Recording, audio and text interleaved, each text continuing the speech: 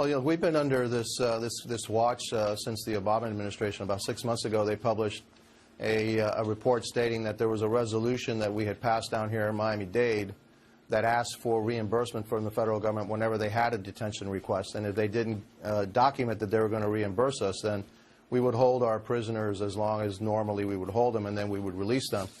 That was a policy. We would always honor detention requests from the federal government until 2014, and it was all due to the fact that they had racked up about $500,000 in unpaid bills to Miami-Dade County. And so, for me, this thing started actually with the Obama administration, and they also said that they may withhold federal funds. We were trying to work this thing out with them, but when the president issued his executive order, he just put an exclamation point for me on that issue, and it really isn't. It really was a no-brainer. It's a $52,000 a year issue for Miami-Dade, and so we now will go back to our 2014 policy that we will honor the detention request, regardless of the fact that the government says that they'll pay for it.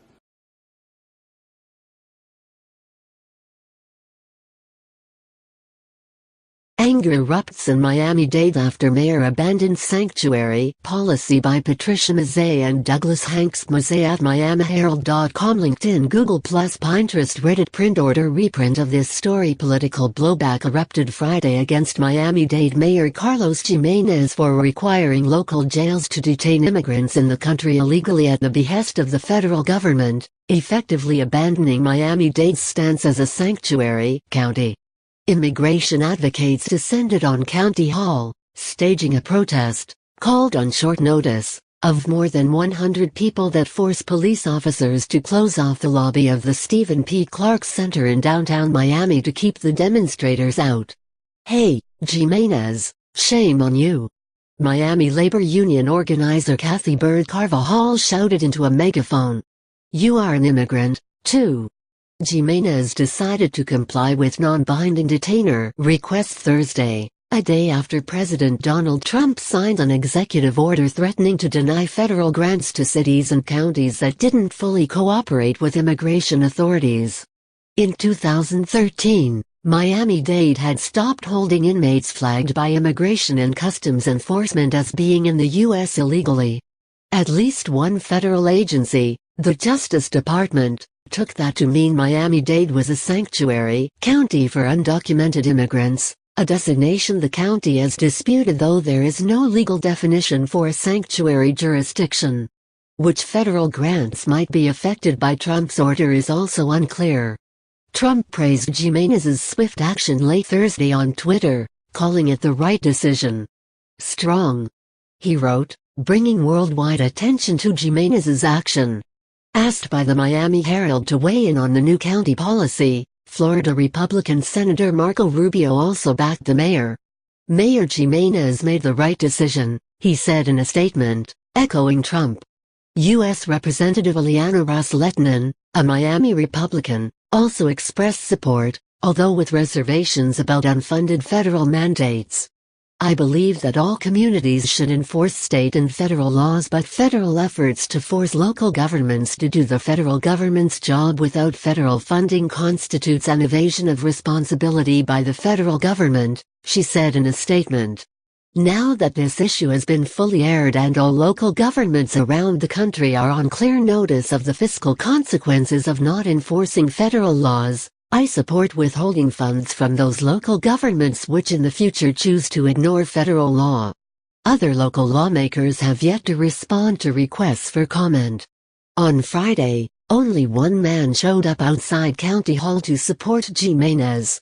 Alex Gonzalez, a law firm employee and Cuban-American, brought a "Make America Great" sign bearing Trump's name. "We have a new president," Gonzalez, who also wore a "Cubans for Trump" t-shirt, said in English and Spanish. "Our laws must be respected. Our borders must be respected."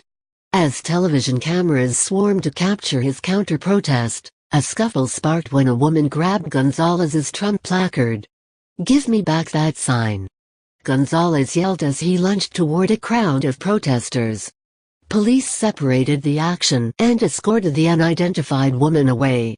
Minutes later, Gonzalez again had his sign held high as he recited the Pledge of Allegiance, emphasizing the phrase "under God." "America first," he shouted, as police kept spectators at a distance. "America first." But Gonzalez's message was drowned out by anti-Haymans protesters in blue Miami-Dade, where 52% of residents are foreign-born. Hillary Clinton won Miami-Dade with 64% of the vote, including one from Haymans, despite his Republican affiliation. "Aquí estamos y no nos vamos," they chanted. "We're here and we're not going away." Maria Bilbao, a domestic worker and longtime North Miami Beach resident who said she finally secured her green card the day Trump was inaugurated, said Miami-Dade shouldn't be adding to the hardships of immigrants living here illegally. "I was undocumented for 16 years, said Bilbao, who was a native of Argentina. "I know what it's like to be in fear. This is terrible." Florida Democrats accused Haymans of caving to the Trump administration.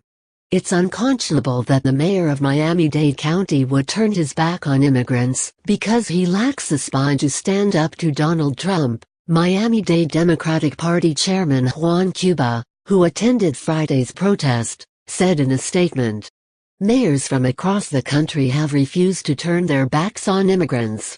Miami-Dade County should proudly do the same." The political drama reached a crescendo when U.S. Representative Keith Ellison, a Minnesota Democrat running for Democratic National Committee chairman who happened to be in town, joined the protest and then the failed effort to enter County Hall.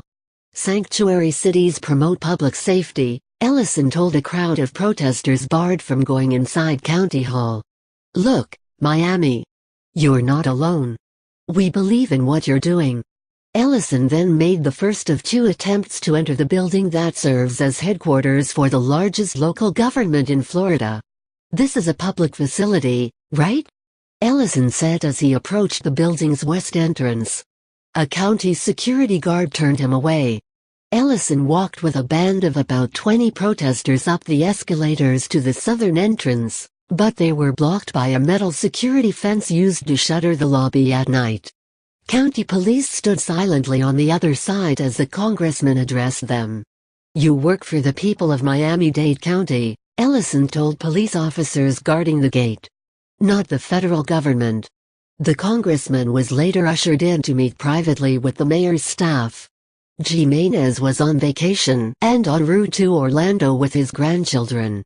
Haymans' office was deluged with emails, more than 400 by 1 p.m., spokesman Michael Hernandez said, most of them angry at the mayor for his decision. His aides had fielded 44 calls, an unusually high number, and all but 3 of them had been from people opposing Haymans' policy. Flooded by requests from news reporters, more than 50, compared to the usual 10 or so, Haymans appeared on CNN Thursday night and on CNN and Fox News Friday morning, trying to explain himself. He cast his hasty decision not as a moral question but as a dollars and cents analysis of how much the county could stand to lose in federal funding versus the relatively small amount it would spend to keep inmates detained for ICE. According to Hernandez, Miami-Dade received 174 detainer requests from the feds in 2016. The average daily cost to detain each inmate is $199. So Haymans' office calculated complying with ICE's 2016 detainer requests would have cost about $69,000. "For me, this thing started actually with the Obama administration, and they also said that they might withhold federal funds," Haymans said on Fox and Friends. "We were trying to work this thing out with them, but when the president put out his executive order, he just put an exclamation on it for me. And it was really a no-brainer." Since last year, Miami-Dade has tried to shed its sanctuary label, in anticipation of Trump's retaliation against those jurisdictions. Haymans' move this week appeared to portend quick results. His office heard Friday morning from the office of U.S. Representative John Culberson, a Texas Republican who chairs the Appropriations Subcommittee that funds the Justice Department's law enforcement grants. We are dedicated to ensuring law enforcement receive the resources the federal government can provide, but are adamant that applicable federal laws are complied with as the authorizing statute requires. Scott McKenzie, a Culberson aide, wrote in an email to Jimenez's staff. I was pleased to learn last night that the sick Mayor Jimenez sent a memo to the county's corrections director on this topic. We would like to review a copy of the memo in hopes that Miami-Dade can be removed from our list of jurisdictions which are not in compliance and ensure that Miami-Dade will have no problems accessing funding going forward.